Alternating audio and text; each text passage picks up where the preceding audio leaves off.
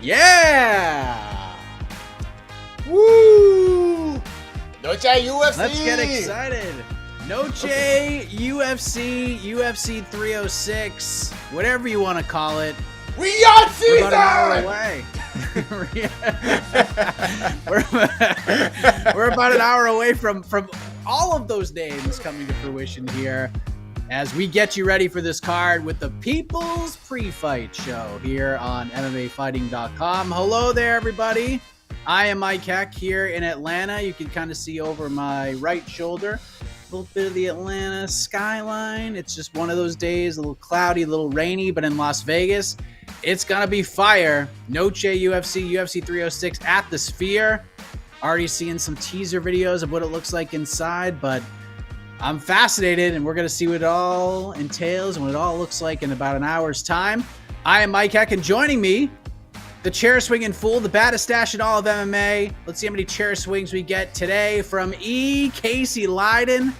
Let's see. Re-on season, baby! Re-on season! Woo! We're fighting in the Spear! Yeah! Wow. I'm hyped. That's like 6 chair spins. I lost count. You know, there's a lot of negativity out there, and I was like, F that. I'm going to say this show is going to rule, and it will be the greatest sports spectacle we've ever seen this weekend. But whatever, it's going to be fun. I'm excited. I think it's going to be fun as well. I'm very intrigued by it all.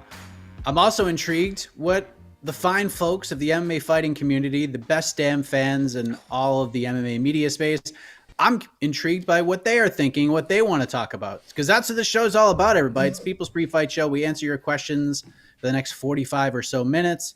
And apologies for the late start. That is completely on me. Having a little technical difficulty over here, trying to figure out which plug in my laptop is going to work for the microphone. But we're good now. Let's get to the questions. Casey, who's kicking us off? All right, let's do. Let's do this. All right. Here we go. First comment. I just had to. I had to. You know that I'm into it. I get it. It's something that, like, once you say it, you just want to keep saying it. Yeah. And you're right. It wasn't until I did it out loud. I was like, all right, I get it. It's fun. It's catchy. It's freaking catchy. All right. First super chat we got from Last Stand 001. Thank you, sir. Do you think the Sphere could affect the referees and judges? I don't know, because I don't know what they're. You know, it's gonna be for one, maybe the ref, because I don't know. I gotta see. We don't know what it looks like. We're like is it like for their eye lines? Is it gonna be like for the referee? Are they seeing the screen, or is it like above? I don't know how it goes, but I would assume so. But I mean, I don't know. But I don't think it would affect them in any other way than any other normal distraction at any event would be. I think once it starts, you have 2 people fighting in front of you. You know, they get paid their fee to watch those people fight, and I think I don't think we have to worry about that. But what a cool experience. You know, we talk about these cool experiences with fans and fighters, but man, yeah, we haven't talked about the judges and what that experience is going to be like too. So, and I guess for one of the judges, their screen will be behind them the whole time. So, because, you know, obviously it's a circle, an octagon, so I guess one or two judges will never see the screen unless they turn around. I don't know. It'll be interesting, but we'll find out. I guess my follow-up is, like, affected how? Like, are they going to take points tonight because they could see it better? Like, what's going to happen? Do you think Chris Tione's going to just all of a sudden only give 1 warning instead of 7? Like, fence grabs are not going to be allowed because it's at the Sphere? I don't think it's going to affect anything. Like, maybe there's like a stoppage that happens like a little later than it should. But other than that, like, I think it's just going to be business as usual. Refereeing is going to be something that's being tweeted about because of just some awful refereeing. And there's probably gonna be a shitty scorecard or 2 or 3. It's very possible, and that's no different than any other event. So I don't think it's gonna affect it too much. Yeah, I'm really God, there's just so many things that now that we're getting closer to the fight, like, oh, I haven't thought about like how would the audience sound, the crowd sound in this arena, because it's only like, because like they're gonna be the what, how many people? 15, 16, 17,000 people they're expecting tonight. I forget the actual. I don't know. It's a great question. But I think it's over 15,000. Just call it that. But all the sound is going one way and bouncing off the screen, bouncing off that wall or whatever. So I'm interested in how it's going to sound tonight, because that place is designed for concerts. It's designed for mostly musicians and stuff. So it's not really designed for, you hear some stadiums are really loud from the crowd, but I don't know. I have no idea. I'm just.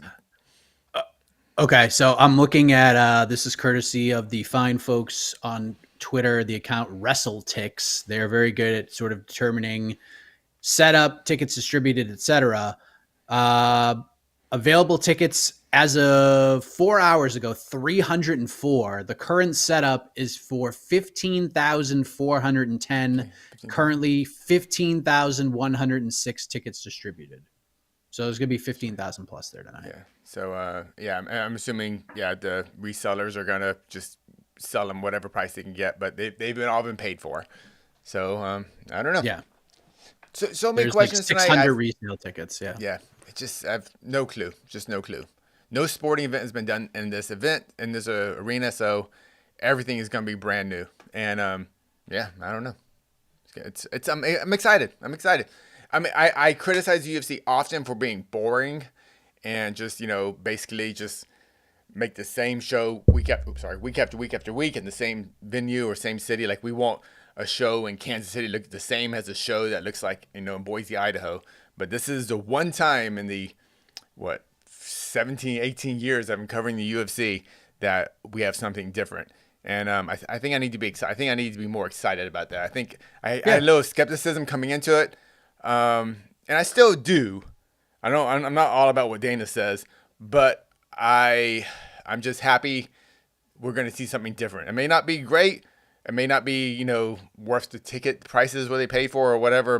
I don't know. We'll see. But it's different, and different. It's going to be fun. So whatever happens, it's going to be interesting to talk about. Yeah, they're taking a big swing tonight. So respect. Yep. Daring to be great. Jed just sitting at home going, ugh, what was that? Yeah. Steven, thank you. Boys cheated on you with BC's new podcast this week, but as the POS I have come back home. Please forgive me. What's a post-fight win interview with Merab look like? Who will he be calling for, etc.? Ooh, post-fight win interview. I think it's gonna be just a very happy Merab. I think his enthusiasm for fighting and his enthusiasm, just his general kind of positive energy, I think it will come across. I guess it depends what type of victory it is. If it's just, but you know what? Even if it's 24 minutes of just him grinding O'Malley against the cage, he's still done something that no other fighter has done. So whatever it is, it might be boring, but it will be, a first, and it will be a giant accomplishment, and he will be the best bantamweight in the world. So he will be happy. I don't know how much the fans will be happy, but calling out, I hate when champs call out people. I don't think you're the champ. Call anybody out. Yeah. I'm not worried about a call out. You might tell like Umar and Figgy to fight each other to determine who's next or something. He might try to like control the narrative in that way, but yeah, I think he's just going to be happy. If the fans boo him, I think he's just going to play into it. And yeah, that's it. I think he's just going to thank all of his peeps. Yes. All right. Super chat from Steel's Revenge. Steel's Revenge. Mike, when did you make the executive decision to go bald? Do you ever put some polish on it if you have a big event? Love you. There was no executive. Trust me. I can assure you there was no executive decision to go bald. It just kind of happened. And rather than complain about it or try to hide it, which I did try for a little while, I just went with it, and I've continued to go with it. Do I put any like shine on the head? No. Any polish? No. I just keep it this way as often as possible. So I'll do it. I did it late last night. I'll probably do it Monday morning. It's like every no more than 2 days without shaving it. So love you too, Steel's Revenge. But no executive decision. It is it's the nature of the beast. My dad is bald. My brothers all have hair. I got the curse. What can I tell you? Well, what age did you go, oh man, I got it? Like 35? 35? Okay. I mean, I think I was there. It was there before that, but it was just like, fine, whatever. Mm-hmm. But then I just was like, I have to keep getting haircuts like every week to make it look okay. And I was just sick of dropping like $30 a week when I could just do it myself. And yeah, that I was just like, screw it. I'm going to save so much money on haircuts now. There you go. And all that money goes straight to Dunkin' Donuts. That's right. So does Steel's Revenge $4.99. Yeah. Thank you. Thank you. All right.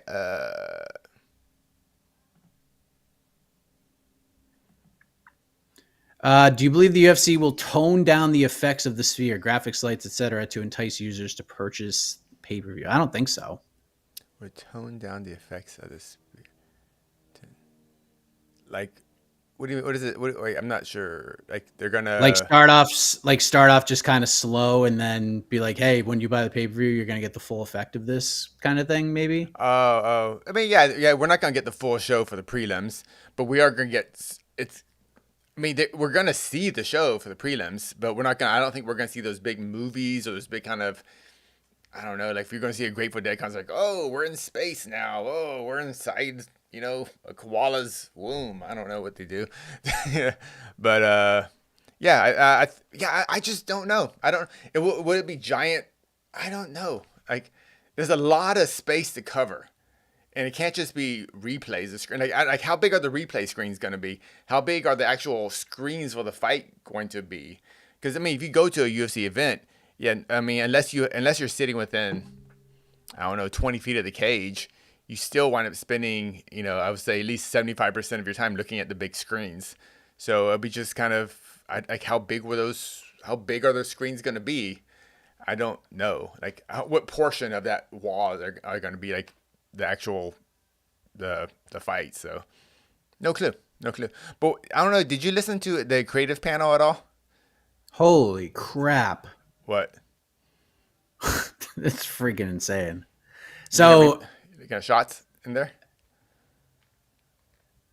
This is like the boring thing. Here, I'm going to shoot you the video so you can see it. ABC News got like the first look, essentially. Oh, okay. I just sent you the tweet. Yeah. Oh, okay. All right. Hold on, people. Talk amongst yourselves. Dude, it's pretty freaking crazy. It's pretty crazy. And this is like the base thing. It's pretty crazy. Okay. Even if it just stays like that, it's just like, wow. But okay, so you can open it up at the tab. Don't close this window, for everyone at home. But this was I was wondering, like, how big would that replay screen be? Like, what's it gonna sound like? And like, so I mean, I don't know. Yeah, and like how will this come across on? Because this is what we're seeing is how it's gonna look from a fan, from the user when we're watching the fights. Is it just gonna essentially look like a normal fight night? Until we get the wide shots, like in between rounds, like I think the cool stuff is going to be coming in between fights, maybe the walkouts, in between rounds. But but I think the actual fights will be pretty normal. I think, but I don't know. Yeah, don't know. It'll be cool. But on the creative panel, though, the one of the creative directors was really emphasizing how in this format, like, every type of little movement that the camera makes will be like just multiplied by 1,000. So it's actually getting the entire arena motion sick was a concern of theirs. So we'll see. We'll see. Yeah. Thank you, Mason. Thank you. Question from Tobias. Question for Eugene. Do you dial into your diet for upcoming fights, or do you eat clean 24/7 all day, every day? Watching my diet outside of competition is my biggest difficulty by far. Oh, for competition. Yeah, I just eat clean, eat well. I try not to eat basically I just try not to eat like an asshole. I just eat pretty healthy and just one scoop of ice cream every other night. So right now I'm walking. So I'm 6 feet tall right now. I'm 6 feet tall. But I'm walking right under one. I got trained today, so I'm walking under 170. So next time I compete, I want to compete around 160, 155. So yeah, it sucks. Yeah, I trust me. But if you don't drink, taking away any drinking from your life, that made it very much easier. And I have a lot of smoothies. So thanks for asking. Yeah, but yeah, keeping a diet sucks. All right. The real sphere is Hex Head. Just...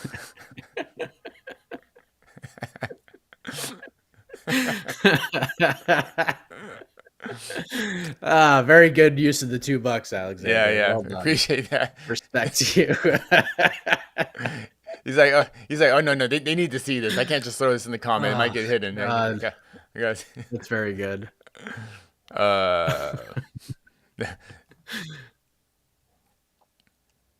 Do you see Richie Lang getting an upset? No. Thanks for this. No, because he's a terrible grappler. Like he can punch real hard. Raul Rosas Jr. is going to be way more athletic than him. He's going to be bigger and stronger than him. And the one thing Raul Rosas Jr. can go and tap into anytime is his biggest weakness. Like this matchmaking is done for the sole purpose of Raul Rosas Jr. running this man over. So no, I don't see it happening. Yeah. I still think this fight should have just opened the pay-per-view, but whatever. I get it though. I get it. Get people in early. That's why. Yeah. But no worries. All right. Oh. Thanks for shouting out Boise, Casey. Yes. Go Boise. Yeah. Shout out to Boise. Oh. Apparently, there's some other MMA news happening. Early thoughts on Michael Chandler going to Charles Oliveira for a 5-round co-main at UFC 309. Did somebody get in Chandler's ear finally after 2 years? I don't know.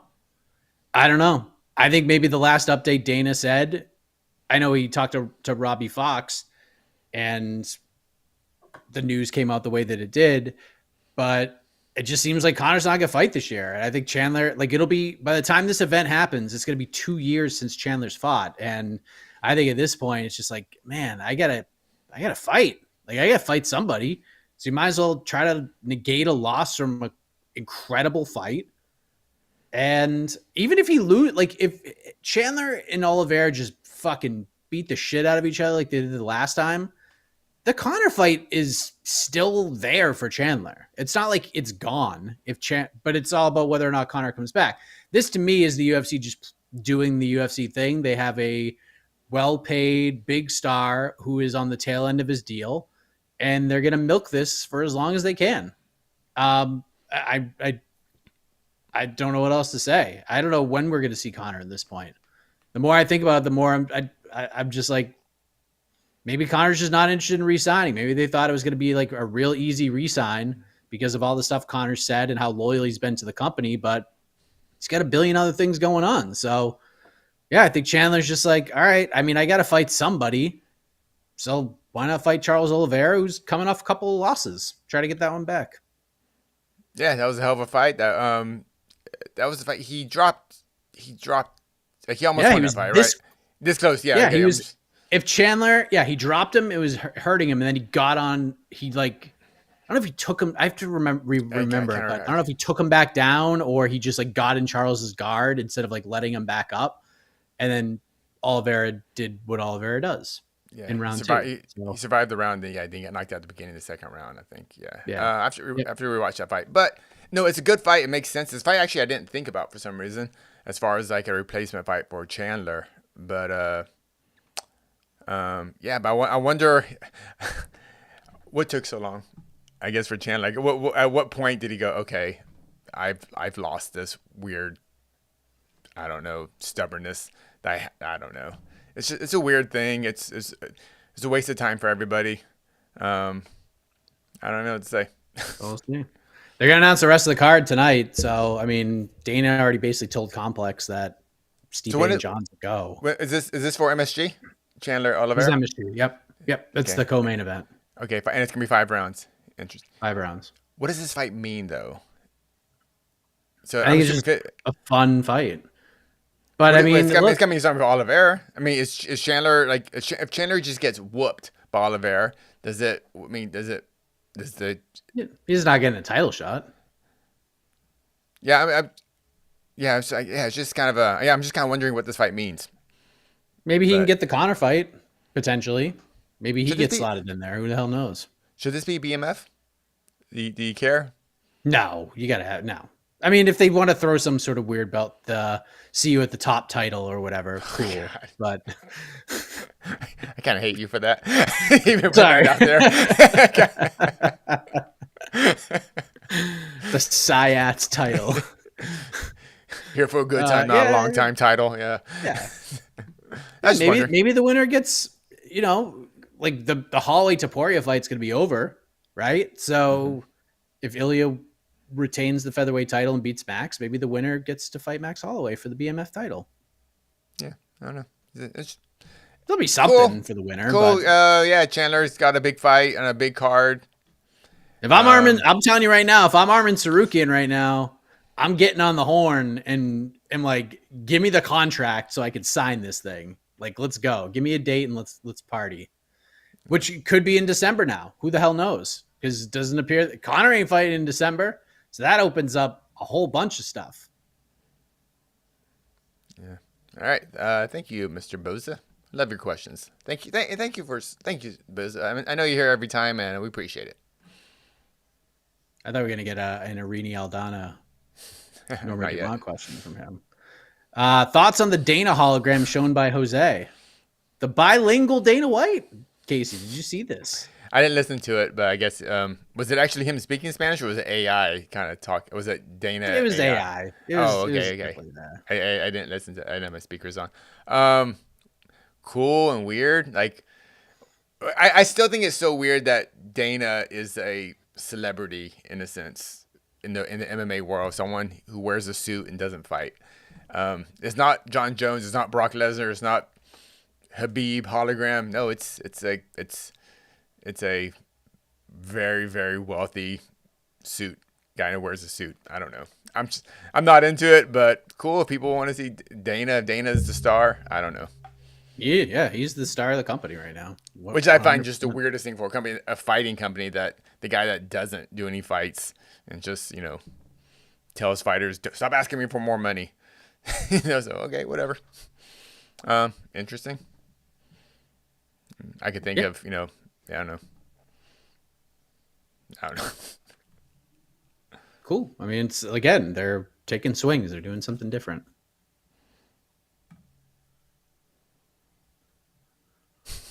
Pixie Pon Pon, sup, my mammals? What you think will be the funniest outcomes for the 3 big main card fights? E.g., Ortega hobbles himself before. That was crazy. Yeah, I forgot. He almost twisted his ankle hard and then he won. And then he freaking got rocked and won. It's crazy. The 3 funniest outcomes. Okay, funny. Let me think. Okay, for Ortega Lopez. What would be just like? God, I don't know. This is a tough question. Yeah. I think the main event one is super easy. The fight starts. Merab like charges at Sean like he's gonna try to take him down, but Sean just moves him out of the way, and Merab just falls through the cage. He's okay. Like he gets right back up and jumps back in there. Like, if there's anybody on this roster that could pull that off, it's Merab Dvalishvili, without a doubt. The co-main event, I don't know if there's like really any funny outcome. Another draw.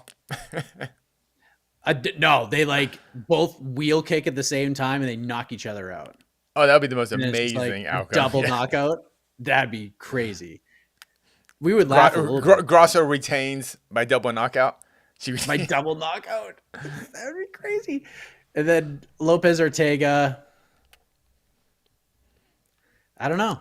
What would be like a funny outcome there. 15 minutes. Danny Ige. No grappling. 15 Danny minutes. Ige, like Ortega, they're announcing him, and then Danny Ige runs in and pushes Ortega out of the cage. Is like, let's go again. I mean, that's what I got off the top of my head. Let's go Grasso from Giovanni. Grasso versus Fiora will be a banger. Yeah.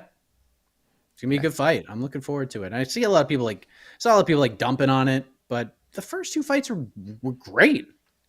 Why are people dumping on it? I have no idea. I don't know. I don't know.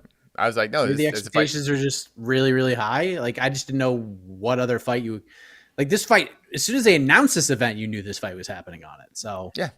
I don't know why people are like surprised or were down on it. Not everybody, but I see it. Yeah. I mean, it's a fight that makes sense. They're Grasso's at our prime. Valentina, greatest women's flyweight we've ever seen in the history of the universe. But she's clearly past her prime. But how far past her prime? We had a great first fight, a great finish, great upset. Second fight was awesome with a very weird decision when we don't need to go through all that again. But no, it's a fight that makes sense, and I love that fight. That fight got a whole spin from me. Did you watch the show? I spun for that fight. Crazy, whole thing. All right.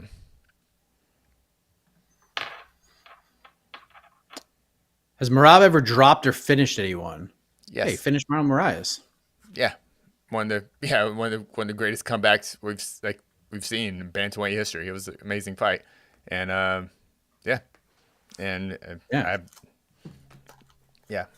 don't know. Yes, the answer is yes. All right. That's just not Merab. What Merab? Merab is also. Remember how Merab got into the UFC? Knocked out top Bellator bantamweight Rufian Stotts. Knocked him out with a spinning back fist. It's a very, very high level win. Very, very high level win. Hell yeah, it was. All right. Another one from Mr. Boza. If Valentina wins, will there be a fourth chapter? Figgy and Moreno got a fourth chapter. We're in this situation because Mike Bell gave Alexa 10-8 in the fifth. So I kind of talked. Just not for the belt. It won't be for the belt. Like, I think they're done with this as far as like the title is concerned. Figgy Moreno 4, there was a reason because the UFC has actually lined up contenders very well for whoever wins tonight. Figgy Moreno 4, was there a real like perfect guy to kind of to after what happened in the trilogy? What was Figgy Moreno 3? Was that the draw or what happened? I can't remember. Why am I? I'm just... No, Figgy won like a close decision that I thought Moreno won. And then Moreno finished him in the fourth fight. Yeah, and then Moreno finished in the fourth. So they were 1-1, and then Moreno ended up fighting Kai Kara France for the interim title, and then once he won the interim title, they had to kind of go with it again. So yeah. I mean, and look, flyweight had some guys, but there was no like straight up this is the dude at 125. In this division, there's many contenders. Like Manon Fiorot is right there. She should be fighting for the belt next. Natty Ice is on a roll. Rose Namajunas, Aaron Blanchfield's a big fight. Macy Barber's up for a big fight. Like there's so many contenders in this division right now. You gotta get out of the way at this point. So there could be a fourth chapter, but like if Manon Fiorot fights the winner and wins the belt, like you could go back to Shevchenko Grasso one more time. Yeah. It's a back pocket. It becomes a back pocket fight. Figgy Moreno won, right? Figgy Moreno 1 was just a regular fight, right? It wasn't a championship fight, correct? No, it was. It was for the belt. It's 3. Okay, it was actually 4 championship fights. Okay, I can't remember. Yeah, because remember Figgy knocked out Alex Perez, and then Moreno fought Royval and that was a month before. So that because Aljamain Sterling and Petr Yan, I believe, were going to headline the next month's pay-per-view, but then we had found out that Sterling got hurt and the fight wasn't happening. So they had Figgy and Moreno turn around and headline the next pay-per-view for the belt. That's what it was. And it was that incredible fight. Yeah. And I think Figgy lost a point, and that's why it ended up being a draw. Yeah. And Figgy Moreno the 4 fights, because it was like all within a year and a half, I think, too, right? It was pretty relatively quick. It wasn't like over like it was like, I think it was like, I want to say it was December. It was like 13 months, maybe. That's even better. That's why it was felt fresh. And I think that's why if this fight would have been, say, booked 3 months, the rematch, the trilogy between Grasso, Shevchenko, if they just skipped the whole tough thing and the timing worked out, and this fight came like 3 months after the second fight. No, it was longer. It was longer than that. So their first fight was December 2020. Their fourth fight was January 2023. So it was like 3 years. Okay. But regardless, it felt. Oh, no, it was 25 months. They did it in 25 months. Yeah. Still relatively quick for four championship fights in the UFC. Yeah, for sure. All right, and Moreno got another one in there too. And Moreno got France in the midst of that too. Thank you, Mr. Boza.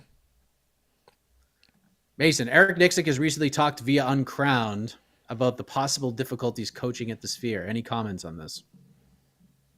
I don't know. I mean, it's probably easy to be a little bit distracted. I mean, he'll be coaching tonight, so we'll see. Yeah. I think the first, luckily they walk out there, there's, they do they walk out, you have time to look around. They're going to do and the ref's going to talk to them, Buffer's going to do his thing. So they have time to kind of sit and go, all right. So it's not like they walk out there, boom, you're fighting. I don't think it's going to be, I think, they just got to be adjusted. And both fighters in both camps are kind of dealing with the same situation. So it'll be, I don't think it's going to be difficult. I think it'll just be unique. Very, very, very unique. Yeah. All right. Thank you much, Mason. What does the E in E. Casey Leydon stand for? Entertainment. Let's go. Energetic. Energetic. Hollywood. E stands for Hollywood. Let's go. All right. I'm mostly excited for the movie Forget the Fights. I don't think you're alone on that, Dave. And I'm very curious how that will come off at home on a flat screen TV. I have zero doubt that the people in the venue will be like, holy crap, this is gigantic and awesome. How it's going to come off to us might be different. I think everyone's just going to have like, dang, I wish I was there. I wish I was just in the arena to experience it. That's about it. So it should be interesting. Should be fun. What else we got? What we got here?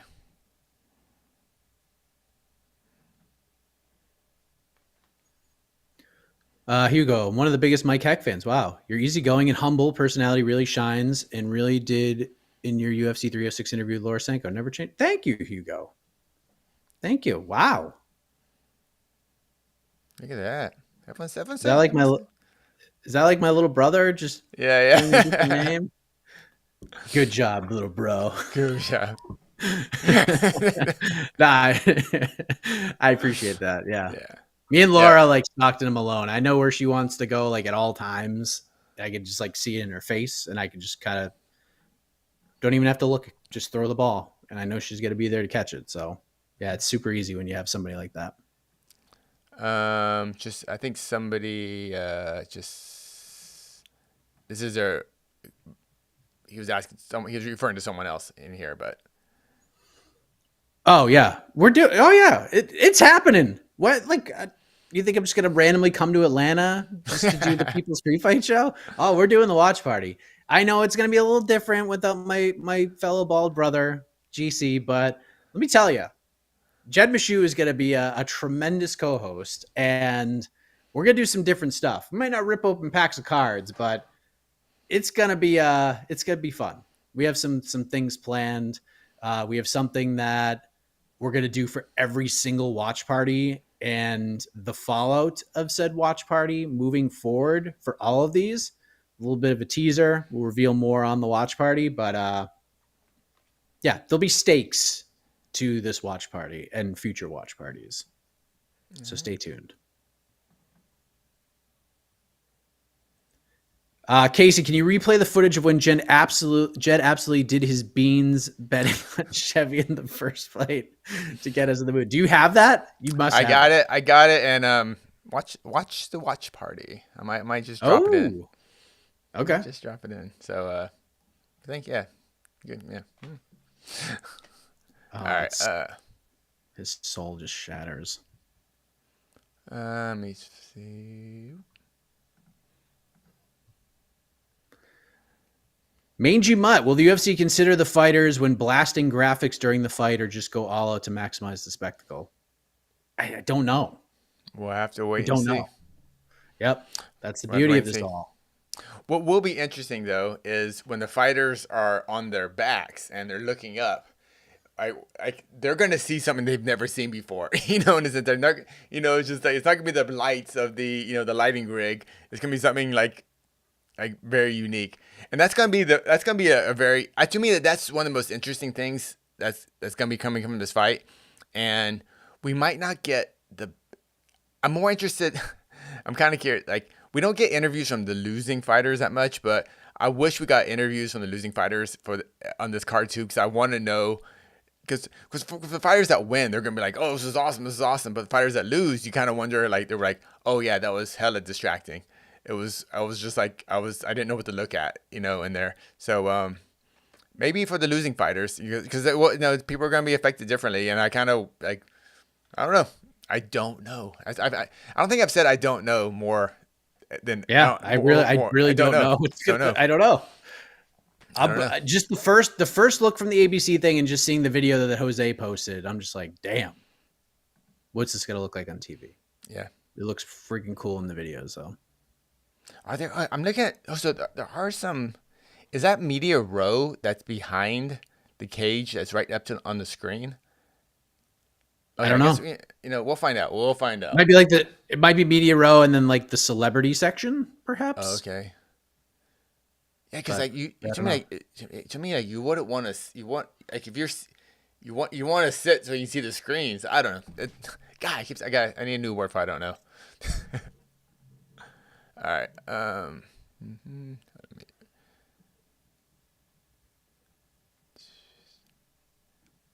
find some questions here. What are the vibes like? Are people excited? Are they? Vibes are good. I think I think there's definitely some skepticism coming into this, but hey, we're here. There's no point in going into this card with a bad mood. So just enjoy it. Yeah. Now, if you paid $8,000 for a ticket, you're gonna have expectations. But for us, it's the same price. It's a normal pay-per-view. So.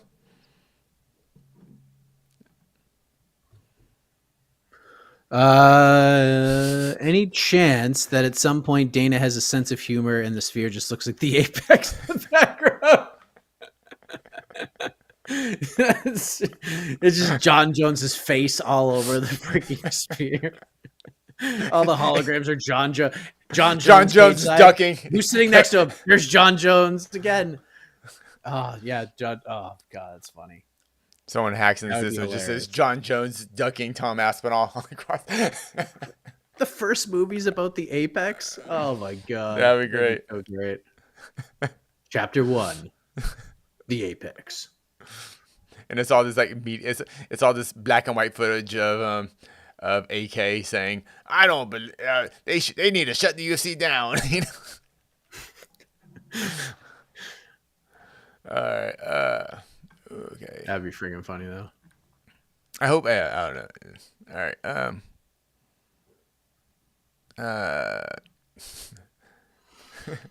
Will the Mongolian murderer claim a victim in the first fight of the prelims? No, he will not. No, he will not. He's the biggest. Rosas is the biggest favorite in the card, right? By far. By a lot. Minus 1,000. Wow. That's big in the UFC. When's the last time we had a minus 1,000? I know. Isaac Dolgarian was just like a minus 3,500 last week. 500. And he destroyed poor Brandon Merab. That fight was not competitive even for a second. Yeah. So, how do you say his name? It's Arichi Lang. Arichi Lang. Okay, I don't want to mess that. Yeah. I see the Q. I want to go Aqua Lang, but I know it's Arichi Lang. Yeah. I don't know why I say Aqua Lang. Arichi Lang. He's 3-3 in the UFC. Is it 3-3? 3-3-1. He had a no contest. What was no contest for? Unintentional groin strikes. I do not remember that fight.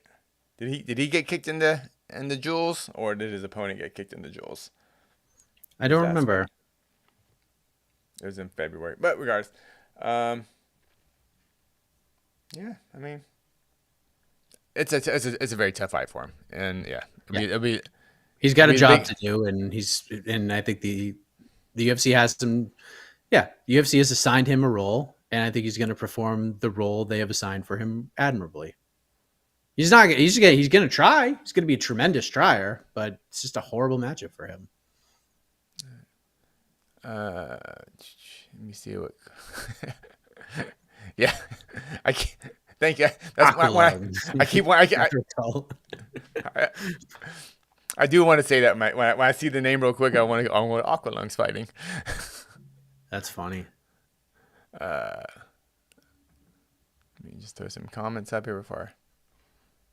The Sphere Pex is what Dana will call the refurbished Apex. Perhaps he will. When I win the Easter egg hunt, what do you guys want? Duncan? Dude, 25 G's a Duncan. That'll last you all week. Yeah, we'll be cooking. Imagine the loyalty points I get with that too. Like the amount of free coffees that I'll get with the loyalty points. It's going to be great. I might have to get a sandwich every day. What? A little Sammy after workouts. Dude, calm down. Jeez. Oh yeah, that's true. Walk before we run. Which fight are you guys more excited for? Bobby Knuckles versus Hamzat or Belal versus Shavkat? It's Belal versus Shavkat for me. Yeah. Belal Shavkat. Yeah. Shavkat. Yeah. Shavkat. I want to.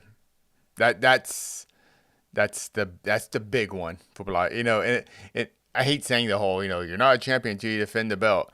But I kind of feel, obviously Belal's a champion, but he's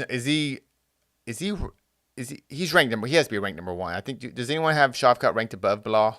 I think maybe Jed does in our rankings, which are the best rankings out there. Maybe not. But either way. Yeah, but what is there a betting line already for Belal Shavkat? I can probably find it. Let me see. Let's go to welterweight. I would assume Shavkat's the favorite as coming as a challenger. Yeah, one person has Shavkat ranked above Belal, and it's the name you said. Yeah. Yep. Everybody else has Belal as number one. Let me see. Which is a weird thing because I totally get Jed's thinking here, because if we had to make a fight prediction right now, who would you pick, Belal or Shavkat? I would pick Shavkat without question. Shavkat is a minus 250 favorite as of right now. That's a big favorite coming as a challenger. 250. Yep. Courtesy of Bavada. Shavkat minus 250. And that's why I completely I almost think maybe I should rank, because I'm picking Shavkat to beat Belal too. So why wouldn't I have Shavkat ranked above Belal? I get it too. I get why rankings are based on your expectations of fighters. So I get it. Apparently, let's see. Apparently, the UFC just announced John Jones versus Stipe is official. So at least that's what ESPN just tweeted. So there you go. November 16th, Madison Square Garden, UFC 309. Ooh, John Jones what? If one of the movies they show is some sort of cool promo for Stipe and John Jones, that'd be pretty dope. That'd be pretty cool. Yep, I would agree. That'd be cool. We'll take a couple more. Belal is so boring. Who cares? He's the champ. What are you gonna do? Yeah, I didn't think he was boring. I thought the fight with Leon was pretty good. He's not boring. He's like, like you. I'm not even gonna go there. Like Vicente Luque is not boring, but Vicente Luque is not even top 15 right now. I'd rather be boring and be the champ. You know, being the champ. Like, why are people obsessed with that? It's just like, do people say that like, Kansas City Chiefs are so boring? I mean, they're not boring. They're not boring. Well, but you know what I'm trying to say. There's a time during my I'm a Patriots fan. There was a time where the Patriots would win games just by throwing a bunch of screen passes all the time. Like it wasn't the best thing. It's like when you play around the golf. Like you hit a ball down the fairway, you put it on the green, you two putt for par. Like it's boring. You're not going crazy. You're not going on any adventures. You just go in there and do your thing. So yeah, I mean, Belal's just not for everybody. I think a lot of that comes from people just not liking him in general. He's had some fights that are not thrilling. There are certainly fights he's had that you're not going to go back and rewatch, like the Wonder Boy fight. Like you're not going to go back and rewatch the Wonder Boy fight. He beat the hell out of Sean Brady. Like he beat the hell out of that man. And we've seen what Sean Brady is, the last two wins that Sean's had. Like I don't know what to tell you. No, yeah, this is just not true.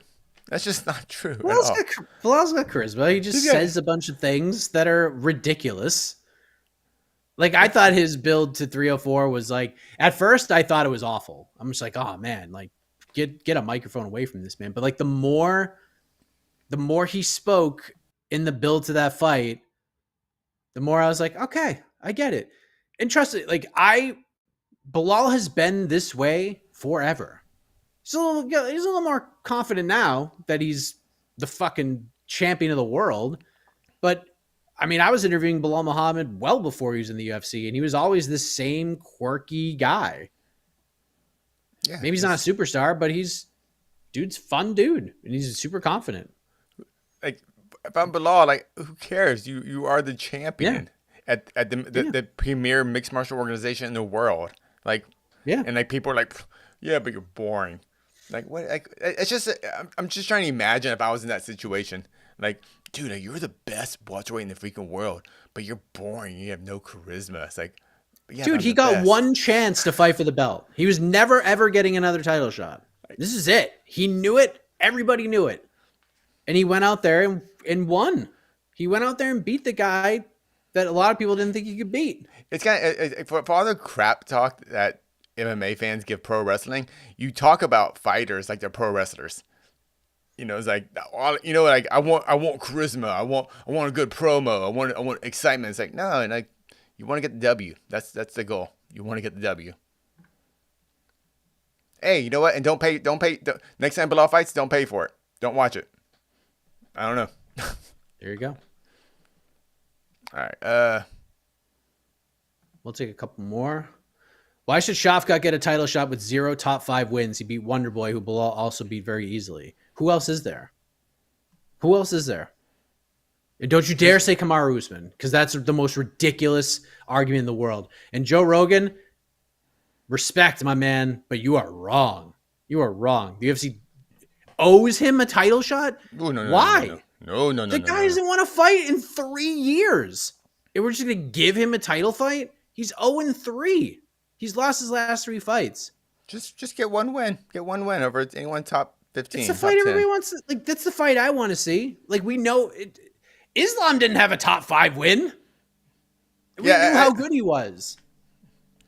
There'll be so many fighters. Now, I believe you do need a top 10 win to get a title shot. Top 10. And he got one. Yeah, and he got one. Top 5 win, you don't. Yeah, a top 5 win you don't need. You don't need a top 5 win. I don't know why. That's just kind of overkill. Like you don't need a top 5 win. Top 5 wins only eliminate contenders for the champ. That's all that happens. Yeah. I think Islam's like best, highest ranked win before getting the title shot was Dan Hooker. Yeah. And it's not his fault either, because he was booked against all these guys, and then his opponents would get hurt, and then he would stick on the card and fight whoever they brought in, whether it's Bobby Green or Thiago Moises or whoever it was. And let's also think about it in this sense. How many top 5 guys were offered the Shavkat fight before Wonder Boy said yes? I don't know this for sure, but I'm willing to bet a hefty price that top 5 guys were offered Shavkat and they said no. How is that his fault? How is that his fault? Seriously. If he says yes and then the opponent says no, that's not his fault. So I'm pretty sure Habib didn't have a top 5 win before he got a title shot. His wins, Barboza wasn't top 5 at the time. Michael Johnson wasn't top 5 at the time. Daniel Horcher was not top Daryl 50. Horcher? Yeah. Oh, Daryl Horcher wasn't. Maybe Dos Anjos? That was like way before that. The whole top 5 wins is like, no, it's a business. Yeah, and it's how you. This is Bellator. Yeah. Well, and that's yeah. It's a business first, but that's why the UFC avoided Belal so long, but he just kept winning. Yeah. That's all that matters. All right. Lazy Bed, enjoy this, y'all. You don't get many nights like this. You're damn right. So I think with that being said, we should probably get into the predictions unless we have any more super chattas. Lazy Bed, we never get nights like this. This is the first. This is the first. Yeah. This is really cool. This is the first. It could be a disaster, but we're here to see it. That's awesome. Yeah. UFC 300 had the vibes. This has the vibes too, in a different way. So I am ready for this. I do sympathize with Sean O'Malley though. I think he's talked about how to promote. This card is about the venue and not the fighters. But this is a special occasion, and you're on the card. Don't worry, it'll be fine, Sean. Hey, and credit to Dana and the UFC, because we kind of talked about why Dana loves Power Slap, because he's won the MMA game, but he gets excited when he kind of gets to try new things. Power Slap being one, the spear being one, and we've seen Dana promote the spear card like I haven't seen him promote a card like this in a very long while. 300 even. He was just angry about 300. This isn't an anger thing. This is an excitement thing. He wants people to see this. So this is good for fans. It's good for fans. Completely agree. A couple more super chats before we hit our predictions. UFC is using an app called Live Voice. You can listen to the red corner or blue corner audio. Yeah, it's cool. I saw that. Really? Yep. If you bring in your own Bluetooth headphones or whatever, you can link up. You can also, I think you can listen to the commentary as well. Man, English and Spanish. Oh, that's cool though. That kind of sucks for corners though. I don't know. I just think because the reason I say that is because when you're cornering a fighter and I'm not saying you say things you can't say, but you're saying things all knock that MFR out. You're kind of talking very viciously in a way that you don't really feel away your opponent, but it's kind of you're in the zone, you're in the mode. So I'm pretty sure maybe you know more about this because you watch more regular sports. When they mic up the coaches and stuff, or the players, but they'll only put little clips of it. They don't you never get here, let's hear everything this wide receiver said all game, right? It's just they kind of pick and choose, and I'm pretty sure it's because it's to protect maybe the strategies of the team and protect that player itself. I'm not sure. Yeah, but honestly, but this is also, and I've seen this a couple of times too, it's no different than any other event. If you watch on ESPN Plus, you go to commercial. But there's certain times I've watched UFC cards on Hulu and they don't go to commercial at all. You can hear the entire corner cam the entire time. But in between rounds, but I'm not during the fight. So we can't we don't during the actual fight we can't hear what the coaches are saying to each other. Yeah. Okay. So is that what's happening here? Oh, I assumed this was that they were talking about. Maybe I'm wrong. I didn't know. Maybe wrong. Okay, I know I might be talking on my butt. Sorry, I gotta find out more about this. But I know in general, coaches don't like this. I mean, it's nice and everything, but they don't want everything out there. because especially Yeah. with certain things. But okay. Oh, let me fly through these. Oh my god. Yeah, we've been kind of chit chat for a while. Let's go quick. Let me fly through this. Sorry. Wonder Boy and Woodley versus Connor and Diaz, 20 million pay-per-views. What? No. What's this asking? Next. Not sure. All right. Tag team match. Oh, okay.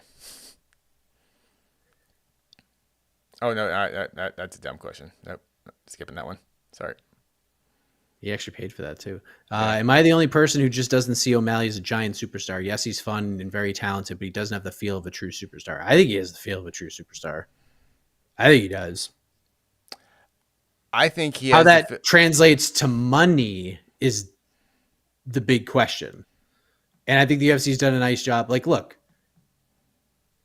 $299 was a big event. Like, that was a big event. And Sean O'Malley was the main event of that card.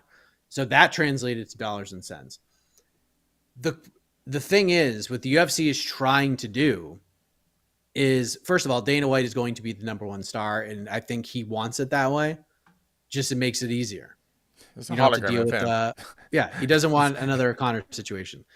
But at the same token, the UFC is also very smart and very savvy with the Conor situation, because not only are they icing him, but they're also doing it as they're about to negotiate their TV rights, essentially guaranteeing their new business partner and venture that, hey, Conor McGregor's coming. You're going to get at least 2 fights out of him, maybe 1. It's worth an extra couple million right there. For Sean, he is the exact guy you want for what the UFC is trying to do and what Dana is trying to do. Dana does not promote to us, and probably you, Chase, as well. He's not promoting for you.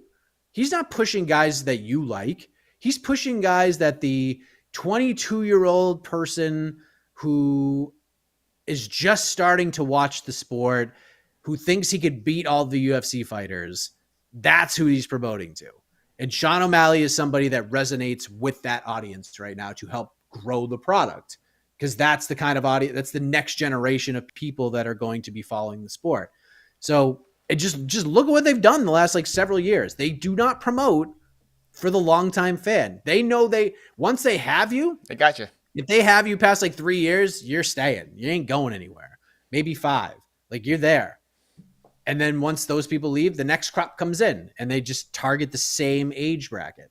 And Sean's that guy that can help bring them in. You see Sean all over the place now. He's doing all the commercials. He was just in a freaking trailer with Dana White for the new Venom movie. They're trying. If he goes out there and just wipes Merab out tonight, and this is the kind of event that I think it's going to be, where we're going to get a lot of action, a lot of finishes, Sean's going to look like a monster. He looks like a monster after he won the belt. Aljo could say whatever he wants about the pay-per-view buys and all that stuff. That event was also dropped in the middle of so much shit happening at the same time. We had 2 July pay-per-views that were both really, really good. We had the Jake Paul and Nate Diaz fight, and then right after that was 292. And if you ask the average combat sports fan who would watch which 3 cards out of the 4 they would pick, almost all of them would have chosen the other 3 cards, because you're just asking to spend a shitload of money. So I didn't take a lot of solace there. I know the UFC treated him like a star because they posted the finish on all of their channels as soon as it was over, and they never do that with anybody. So we'll see. Yeah. I'm not the person. I think he gets a humongous boost tonight if he dusts Merab to cap off a really fun card. Yeah. So there you go. Yeah. I personally, I'm ready. I'm ready to see Merab be a star, but that'll take a little work. But I'm ready because I'm just I just love the idea of Merab, the guy that jumped into a frozen pond. Yes, he's an absolute psychopath. I love that guy in the best way. Bonuses. I'm gonna cheat. I'm gonna just throw it out there real quick. I think Brian Ortega, Diego Lopez is the fight of the night. They are going to give bonuses to everybody who gets a finish tonight. I hope so. Let's just go with that. Yeah, bonuses. Yeah, but I think that's what's gonna happen. But fight of the night though, what we got? I'm going Ortega Lopez for me.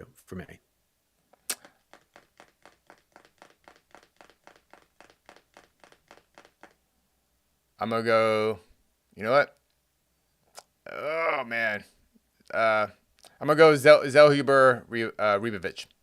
Good pick. I'm gonna Love go with that that one. choice. Man, but Love I'm that fight. hoping Grasso Val 4 is the fight of the night. That's what I'm hoping, because I know it'll be a good fight, but fight of the night is different. But I think it's gonna be a very high level fight. But I'm hoping fight of the night. But If it exceeds the second fight, it's got a shot because that yep. second fight was tremendous. All right, well, we're in our first the broadcast has started. We're kind of doing our talking head thing with Rogan, DC, and Anik. Right now it just looks like a regular thing. So they haven't broken out the big lights yet. So we'll see. We'll see. All right, let's go to the main card picks, and then we'll get on out of here so we can all enjoy the festivities. First main card fight, we have Ronaldo Rodriguez, the minus 180 favorite. These are all according to FanDuel. The comeback on Ode Osborne plus 150. Casey, who you got? I'm taking Lazy Boy submission round 1.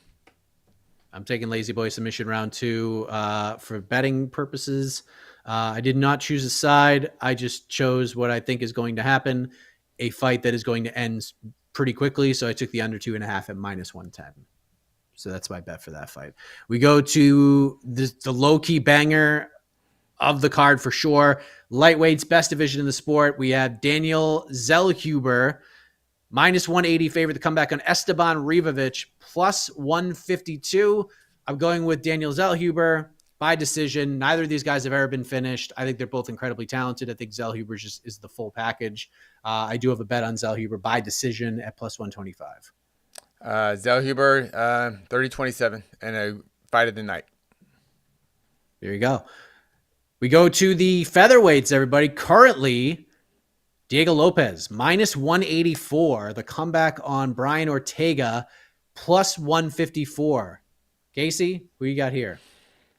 I'm going Ortega by, I think he's still got it. He's fought tougher competition, and he's only lost to people I believe are better than Diego Lopez. But this is Diego Lopez's, it could be his coming out party as far as an elite featherweight. So we will see. But I'm going the safe pick. I'm going Ortega just based on he's just more experienced in high level fights. That's how I have it too. I have a bet on Ortega as well. I wish I waited. I would have got him in a little juicier, but I got him at plus 145. I think he wins the decision for the same exact reasons you just said. I think this is closer to a 50-50 fight, and when it's a 50-50 fight and I'm not sure how it's going to play out, I look at the resumes, and Diego Lopez definitely is battle tested. He's fought a lot of guys, a lot of pretty decent guys, but he hasn't been in there with Max Holloway and Alexander Volkanovski and Yair Rodriguez and some of these other guys. So happy to be wrong, but until I see it, that's just kind of where I'm at right now. Let's go to the first of 2 title fights for the women's flyweight title. Part 3, Alexa Grasso versus Valentina Shevchenko. Alexa Grasso, the slight favorite, minus 130. The comeback on Valentina Shevchenko, plus 110. I already gave my pick away on the preview show. I'm going with Valentina Shevchenko because math's got a math. Give this woman 3 opportunities to fight the same woman. I just can't see how she doesn't win one of them. So give me Valentina Shevchenko in a fun fight. Maybe a splitty, but I think she wins a close decision. If time stood still, then maybe Valentina would take this. But time moves on, and time gets us all. And Valentina has been a professional fighter since I think she was 14 years old. So I think this is going to be a lot like Izzy in the sense when he lost DDP. It's not that Izzy is washed. It's just like Izzy just isn't that champion Izzy anymore. Izzy's still a top 5, top 10 guy. And I still believe Valentina is a top 5 flyweight. But Grasso's just getting better. And Grasso is really, man, I don't know. I was watching those weigh-ins. Grasso looks like a hoss. So I'm going Grasso 49-46 in a fun fight, but Grasso I believe will win. But this is good because Val will go up to 35, and we'll have a lot of fun at 35. There you go. Main event. Money, the betting lines have flipped since yesterday, Casey. Merab Dvalishvili, now the slight favorite, minus 112. Comeback on Sean O'Malley, minus 104. So, I mean, it's basically a coin flip. Other sites have Merab. I'm looking at DraftKings right now. Merab minus 122 to come back on Sean O'Malley plus 102. So basically a coin flip, but Merab is the favorite now. Whoa, I wonder what. Wow, that's very different from the Tapology straight up picks because like 74% of people have O'Malley winning. I am picking Merab. I'm going Merab by decision. And I'm robbing, classic Merabbing. Yeah, Merabbing. I'm a robbery. But everything that everyone said why O'Malley will win this, that Merab's hittable, he's got hit hard plenty of times. That's all true, but I do, without the takedown threat, I don't think O'Malley will be able to implement his striking as well against Merab. And yeah, I know he got Aljo, but Merab's Merab. I think he's a true 35er. Aljo kind of, I'm not going to talk about that fight too much, but I'm picking Merab. I think it will be a Merab fight, a lot of cage work, and he will just make O'Malley tired, and the cardio will win this fight, and he'll win a 49-46. Sean O'Malley, KO, round 2. I think the hittable nature is a real thing. I think Merab maybe get a takedown, but I think Sean O'Malley can get back up. I just think him and Tim Welch are just on another wavelength right now. They're just almost playing a different sport in a lot of respects. So, but look, you could very well be right. And the beauty of this fight, Casey, is we're going to know pretty quickly how it's all going to play out. Hit the music. Or not. I mean, or not, because like it could be like that Marlon Moraes fight, and then who knows. I don't think Sean's just gonna like waste himself trying to finish Merab. I think he's gonna be a sniper about it. So we'll see. Now they gotta get in the cage and fight. And we got walkouts now. Okay, I'm seeing how the walkouts. We got walkouts. All right. So enjoy it, everybody. All right. I know it's Aqualung. Aqualung's fighting. Aqualung is coming out to fight Raul Rocha Jr. Look, I know it's a lot. Oftentimes it's easy to be negative about the sport and certain things, but UFC is doing the damn thing tonight. I know we don't always have the best of things to say about the business as usual approach, but they're taking a big swing tonight, and I'm excited for it. And watch party tonight. Myself, the great Jed Mishu, live from the Mishu Mansion in Atlanta, Georgia, 9:45 p.m. Eastern Time. We'll watch the main card together. We'll have some fun. And guess what? We'll even have the Canelo fight on screen 2. So in between rounds in the UFC, we'll tell you what the hell's going on in the Canelo fight. So we got you all covered, baby. We'll see you at 9:45. Shout out to Jose, boots on the ground in the Sphere. For Casey, I am Mike Heck. Enjoy. We'll see you on the watch party. Bye. Bye-bye.